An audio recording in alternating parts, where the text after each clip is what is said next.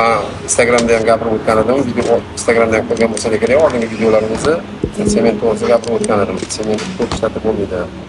Sementga zararli joylari juda ko'p. Endi albatta u zararli to'g'risida gapirib o'tirmaymiz, uni hamma biladi. Sementni iloji boricha kamroq ishlatish kerak. Uy ichiga umuman ishlatmasanglar ham bo'ladi. Demakki, odamga zarari ko'pligi sababli uy ichiga boshqa narsalar ishlatsangiz bo'ladi. Sement o'rniga ishlatilgan narsalar mahsulotlar juda ko'p. Sementdan ham mustahkam uchaydigan mahsulotlar bor. Bespeshankani gapirganimda ham aniq ishonch bo'ldi. Unga ham qattiqligida sementdan qolishmaydi ham. Foydasi bor, zarari yo'q. Masalan, to'rsotuv uy quradigan bo'lsangiz, to'rsotuv uyga qancha sement ketishi mumkin? Necha tonna sement ketishi mumkin? Ana o'sha maslahatlarni Xudo xolasa keyingi darslarimizda aytib o'taman. Xudo xolasa.